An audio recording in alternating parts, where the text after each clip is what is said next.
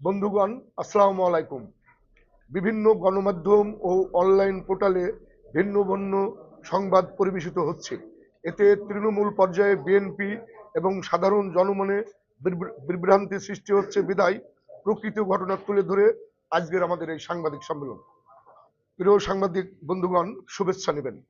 গতকাল 03/11/2025 তারিখে কেন্দ্র ঘোষিত বিএনপির মেহেরপুর ২ আসনে মনোনয়ন জেলা বিএনপির সাবেক সাধারণ সম্পাদক জনাব আমজাদ হোসেনকে দেওয়া হলে গাংনী উপজেলা ও পৌর বিএনপির সমর্থিত নেতাকর্মী ও সাধারণ জনগণকে সাথে নিয়ে গাংনী উপজেলা ও পৌর বিএনপি অপ্রত্যাশিত মনোনয়নকে প্রত্যাখ্যান করে শান্তিপূর্ণভাবে বিক্ষোভ সমাবেশ ও মিছিল করে মনোনয়ন পরিবর্তনের দাবি করে এবং মেহেরপুর জেলা বিএনপির সভাপতি গাংনী উপজেলার সবচেয়ে জনপ্রিয় জননেতা জাভেদ মাসুদ মিল্টনের পক্ষে মনোনয়নের দাবি করে।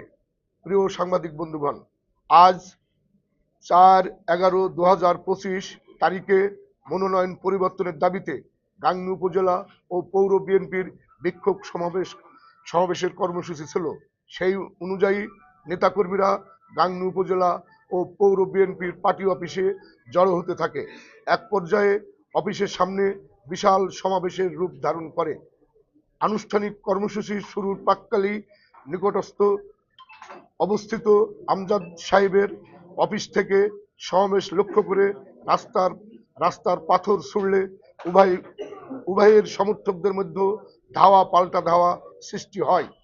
তাৎক্ষণিক সিনিয়র নেতৃবৃন্দের হস্তক্ষেপে পরিবেশ কিছুটা শান্ত হলে নির্ধারিত বিক্ষোভ সমাবেশ শুরু হয়ে বেলা আনুমানিক 12টার দিকে সমাপ্তি ঘোষণা করা হয় এবং লোকজনকে বাড়ি যেতে বলা হয়।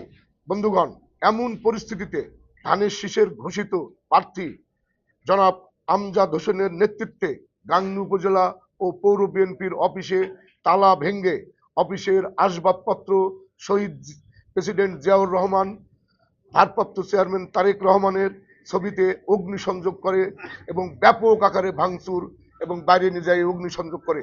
সংঘটিত সকল পরিস্থিতির জন্য আমজাদ হোসেনকে আমরা দায়ী করে এই ন্যাক্কারজনক ঘটনার তীব্র নিন্দা এবং প্রতিবাদ জানাচ্ছি।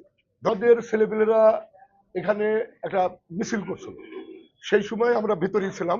হঠাৎ করে শুনতে পেলাম যে ওই দিক থেকে কে বা কারা ওদিক থেকে মানে আমজাদ সাহেবের অফিসের দিকে পাথর ছুঁড়ে মারছে। তখন এখানকার লোকজন যারা ছিল সবাই উত্তেজিত হয়ে ওদিকে যাচ্ছিল। আমরা আবার ঘুরে নিয়ে আসি। আপনারা দেখেছেন যে আমরা মিছিল করে আমার সভাপতি সাহেব আমরা আলোচনা করে আজকের মিটিং এর সমাবেশের সমাপ্তি ঘোষণা করে তাদেরকে বাড়ি চলে দিতে বলেছি। আমি অলরেডি বাড়ির পথে রওনা দিয়েছিলাম। সেই সময় একেবারেই যখন ঘর তালা মারা, অফিস আমাদের তালা মারা, আমরা চিন্তা করছিলাম যে পরিবেশ শান্ত করার জন্য আমাদের মিটিংটা শেষ করতে দরকার। সেজন্য আমরা শেষও করে দিয়েছিলাম। পরিবেশ শান্ত রাখতে পারলে পরে আমরা চাই ধানের শীষকে বিজয়ী করতে হবে। 17 বছর আমরা লড়াই সংগ্রাম করছি, আপনারা জানেন, এবং ধানের শীষের ভোট দিতে পারেনি।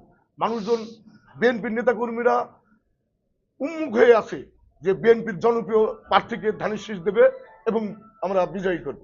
এখনো যেহেতু অনেক সময় আছে, আমরা জনগণ বিশ্বাস করি এবং জনগণকে সাথে নিয়ে আমরা যদি মনোনয়ন পরিবর্তন করতে পারি তাহলে তো আরো ভালো হয়। আমরা নিশ্চিত করতে পারবো ধানের শীষের বিজয়। জনমত জরিপ করতে চাচ্ছি। আমরা কেন্দ্র নেতৃবৃন্দের কাছে আমরা দাবি জানিয়েছি যে আপনারা গাংনী উপজেলা আসেন, জনমত জরিপ করেন, তারপরে আপনারা মনোনয়ন কনফার্ম করেন।